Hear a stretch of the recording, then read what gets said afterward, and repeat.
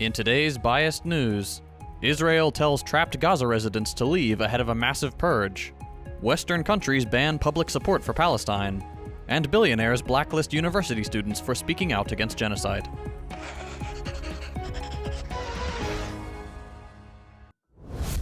On October 13, 2023, Israel issued a directive ordering the migration of all civilians residing in Gaza City and the northern areas of the Gaza Strip in 24 hours. They claim this decision was made in anticipation of a potential ground offensive in the Gaza Strip.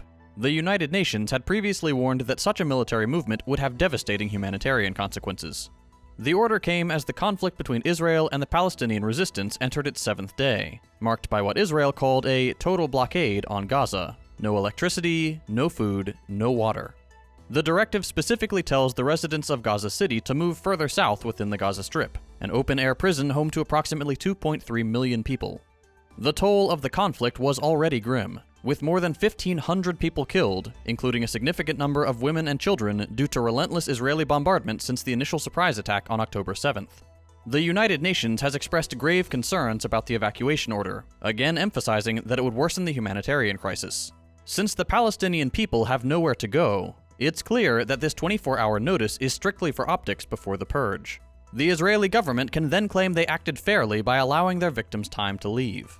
The order affects not only Gaza's civilian population, but also UN staff and the hundreds of thousands of people who had sought shelter in UN schools and other facilities as Israel launched round-the-clock airstrikes on the region, including the use of white phosphorus, the latest in a long list of war crimes. The UN has called for the order to be rescinded, as it would exacerbate what is already a dire humanitarian crisis.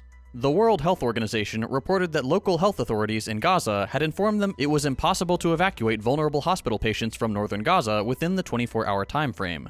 Moving these patients was deemed a potential death sentence due to their reliance on life support, such as mechanical ventilators.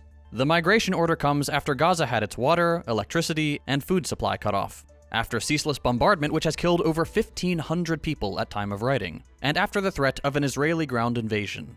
This isn't a call for evacuation. It's the continuation of a calculated ethnic cleansing operation with the goal of making Gaza even more unlivable than it is now.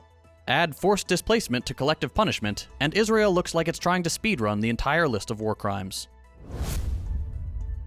The French government has banned pro-Palestine rallies. The French police used tear gas and water cannons to disperse protesters, completely forgetting all the freedom of speech arguments they're known for throwing around when fascists walk the streets. Despite the ban, a massive crowd took to the streets to demonstrate their support for the Palestinian cause. One protester, 29-year-old Charlotte Vautier, expressed her anger with the ban, stating that it was unfair to forbid one side from demonstrating while allowing the other side to do so. Macron called for unity, emphasizing the need to avoid exacerbating domestic divisions amid international conflicts. He also hypocritically recognized Israel's right to defend itself, with no mention of the right of Palestinians to do the same in the face of far greater violence. No restrictions were announced for events in support of Israel. Germany has also banned pro-Palestinian protests. The Western world remains adamant in its support for genocide. Billionaires are blacklisting Palestine supporters. Billionaire hedge fund CEO Bill Ackman, along with other business leaders, are demanding that Harvard University release the names of students whose organizations blamed Israel for the attacks by the Palestinian resistance. They intend to blacklist the students from future jobs and opportunities, basically doxed and careers ruined by powerful old white guys. Blacklists like Canary Mission and Campus Watch catalog students, activists, and academics who support Palestine or criticize Israel, often accusing them of anti-Semitism and supporting terrorism. These blacklists have been used by law enforcement in both the US and Israel, heightening concerns. These incidents have sharpened the discussions about free speech, moral responsibility, and the consequences of taking a principled stance on contentious issues. In today's lightning round, Kaiser Permanente, one of the largest not-for-profit healthcare providers in the US, has reached a tentative agreement with unions representing 75,000 employees following a 3-day strike, the largest ever healthcare strike in US history. The healthcare sector has seen increased union activity, with workers striking over pay and staffing shortages affecting patient care. The UK's main antitrust regulator has approved Microsoft's planned acquisition of Activision Blizzard. This enormous merger, valued at $69 billion when first announced, had faced well-deserved regulatory scrutiny over monopolization. In September, China's exports and imports contracted at a slower rate, indicating a potential stabilization in its economy. This improvement is due to policy support and growing demand in the global electronics sector. Although challenges persist, China has a strong track record of economic stability. And in positive news for the day, a recent EU poll conducted by the European Commission found that nearly 90% of respondents believe that promoting good mental health is just as important as fostering physical health.